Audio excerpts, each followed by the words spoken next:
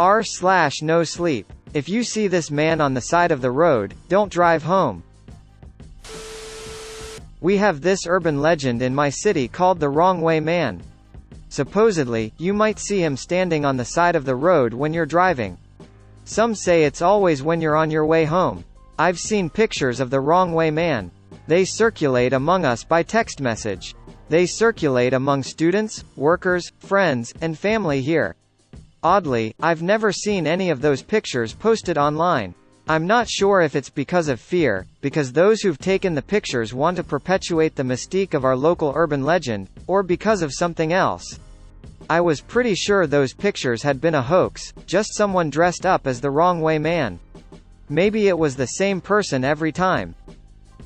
As far as what the Wrong Way Man looks like, he wears his tattered clothing backwards, usually a flannel shirt and jeans. His painted smiling face looks eerily realistic, until he turns to the side and you can see it's a smooth surface. It seems that he shaves his hair off, paints a face over the back of his head, and puts a shoulder-length wig on that covers up his real face.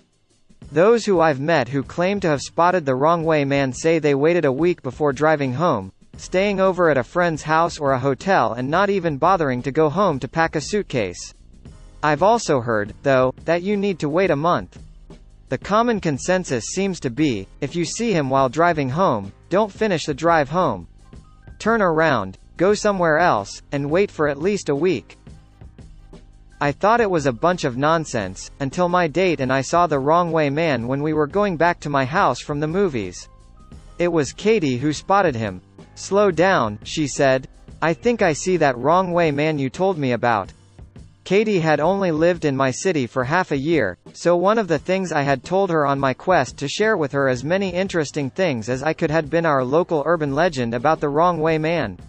Was it a coincidence that we'd just been talking about him a few days before? I had never seen someone dressed as the Wrong Way Man in person. Pictures, sure, but never in person. My foot was shaking as I eased up on the gas. It was dark, nearing midnight dark, and there were either no streetlights or they were off. My car's headlights lit him up. On the side of the road, he was facing us. Actually, he had his back to us. That painted face was facing us. The jeans and flannel shirt and wig were all turned our way as well. His arms and legs looked wrong. They were shoved down in his clothing the opposite way. I wanted to be amused, but I was alarmed. When we got to be about 10 feet away in my car, he turned his painted head towards us. Those painted eyes, realistic but forever held too wide, seemed to be staring right into mine. As we drove slowly by, I waved to him and laughed to try to ease some of the tension. He did not wave back. I looked at Katie. She was waving too, but she wasn't laughing. I glanced back in time to see the slick side of that person's shaved, painted head, and the optical illusion of a real face being there was shattered. Shattered, but somehow worse for it. Also, when I peered into the rearview mirror as we increased our distance, I thought I saw something glinting beneath the shoulder-length wig he wore. Then he was gone, lost to the darkness. I picked up speed. He hadn't been walking, but somehow I was worried he would come after us too quickly. "So what do we do now?" Katie said. "We can't go to your home, or mine." I glanced at her, and soon we both started laughing. "Well," I said, "after tonight we'll be able to tell everyone around that we saw the Wrong Way Man and went immediately home." "I wonder who was pretending to be the Wrong Way Man?" Katie said. "I wonder why they were doing it. Do you think we should turn back around and try to talk to them?" "I'd rather we didn't," I said. "They could be dangerous. But I'm sure it's just someone looking to keep the urban legend alive." "It's your car," Katie said. "But if it was mine..." "All right," I said. "We'll turn back around. My grandpa used to say, if you're in doubt which turn to make, you can always take a U-turn until you figure things out." He used that as a metaphor for life. But as I did my U-turn, my heart was thrashing in my chest. We drove down the entirety of that dark street without seeing that person again. It was a couple of miles long in that direction, so there's no way they could have walked or run the distance so quickly. Katie and I decided that the person dressed as the Wrong Way Man must have left the shoulder of the road for the surrounding woods. The idea of them hiding in the woods as we drove by again made me feel like I had spiders crawling over my flesh. We did another U-turn, and during that whole time I kept glancing around in case that person jumped at us from out of nowhere. But soon we were heading back in the direction of my house with no second look at the wrong way man. Katie and I tried to laugh it out, and we tried talking about other things, but both of us were pretty scared. We couldn't stop chatting about everything and nothing or glancing out the windows or into our side mirrors. We turned into my subdivision. Then we turned onto my street. And everything changed. As soon as we turned onto my street, we started to go backwards instead of forwards. "Did you put it in reverse?" Katie said. Her hand was gripping my arm. It was as cold as ice. I stopped the car. Both of us were looking down. The car was in drive. I took my foot off of the brake and put it onto the gas pedal again. The houses, familiar houses I saw every day when coming home, were moving away from us. "Maybe something's wrong with my car," I said. But when I tried driving forward again, I looked to the side and then in the rearview mirror. We were not moving. Not according to those views. In front of us, the houses receded every time I put my foot on the gas, but from the side and rear it appeared that we were standing still. On my street, everything was well lit. There were tons of streetlights. So we couldn't argue it away as if it had anything to do with limited visibility. "Let's get out of here," Katie said. Her voice was almost a whisper. "Yeah," I said, in a similar way. "But how are we going to leave?" "Put it in reverse." When I put my car in reverse and tried that, we actually moved forward. But to the side and rear, once again we seemed to have not moved, like we were caught just past the entrance to my neighborhood. It was when Katie and I had stopped the car and were debating getting out that we spotted someone coming towards us on the sidewalk. They were approaching us from the front of the vehicle, so I'm not sure how accurate the distance was. It seemed like they were already about 20 feet away. I don't know why it took me so long to realize this. Maybe it was because I didn't want to, but I recognized my neighbor by the back of his head and by his body shape, which was somewhat atypical. I'd seen him often stooped working in his garden while I was driving by. He was walking backwards towards us. When he got closer, he stopped. Then he began shouting, play, over and over again. Standing stock still, his back to us. Only later would I realize he had been saying, "Help me," in reverse. I rolled down the window. "Mr. Nelson," I said. "What's the matter?" He stopped shouting. Now that my window was down, I could hear his body creak and snap. Blood poured out of fissures as the joints of his arms and legs changed drastically. When Mr. Nelson's head twisted all the way around towards us, I was sure that I saw the light go out of his eyes. Then, whatever had taken over Mr. Nelson made a first step forward with the new architecture of his body. Katie and I both began to scream at that first step. I rolled up the window as Mr. Nelson loped around on strange, inhuman legs. His kneecaps and elbows had become stretched and exaggerated from being reversed. I put my foot on the gas, with the car still in reverse, and through the front windows we seemed to be careening forward. Even though a glance out the sides or in the rear view showed us to still be stationary, we slammed into Mr. Nelson. Blood slashed across the windshield. The car rose and fell as we went over his body. To the sides and rear, there was no indication of the car rising and falling. I did not see a lump appear behind us. I kept my foot on the gas, still going forward in reverse. I saw a window of a neighbor's house shatter.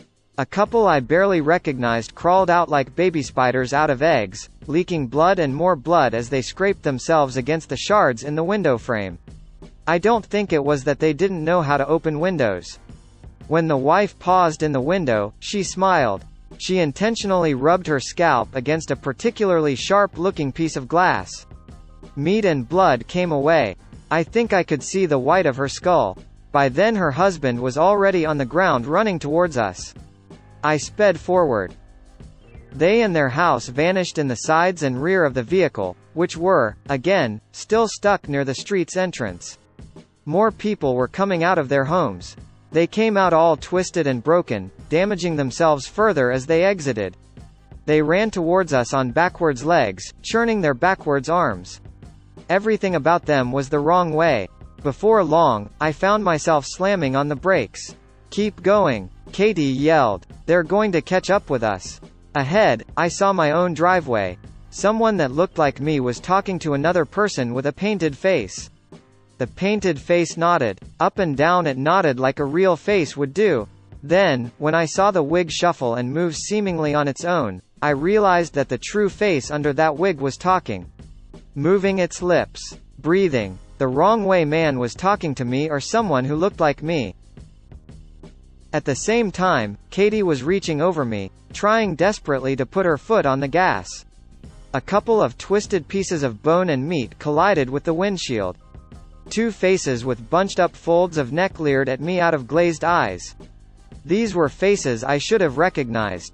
Their twisted arms continued to beat at the window even though their eyes told me that no one was home. A spider's web of cracks spread across the windshield. Its grooves caught blood. I slammed my foot on the gas while helping to steady Katie back into her seat. We flung those two off, and right after we ran over an entire family in quick succession. I didn't have time to feel guilty. These were not my neighbors. These were not my neighbors. These were not. Katie and I both began to change. I heard some of my bones break. I felt it a moment later. Like the reverse of lightning before thunder. Katie and I started screaming, almost in unison and about in the same tune. It was like a choir of pain and fear and pain had risen up with us as instruments. "Keep your head back," I yelled as I strove to keep my head pinned against my seat.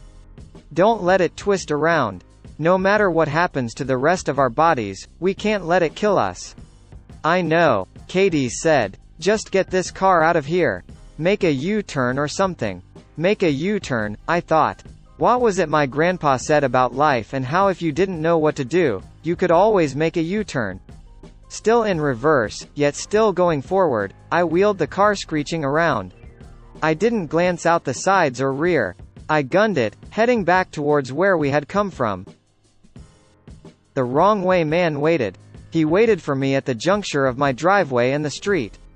His painted mouth grinned forever. His painted eyes were too wide and incapable of blinking. We passed him and drove out of the neighborhood. Katie and I weren't out of the woods, though. I was able to get us to a nearby gas station before my legs and arms, which were partway reversed and leaking blood, completely gave out. We crawled out of the vehicle and onto the cold, hard concrete of the gas station. I blacked out almost at once, but Katie tells me she retained consciousness until the ambulance arrived. I don't envy her. We spent months in the hospital with broken bones and torn ligaments and muscle.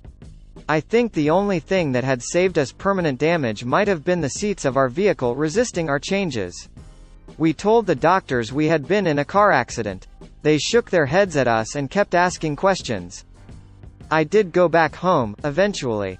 We both did. The reason I went home was because one of my neighbors that we had run over with my car came to the hospital to visit me.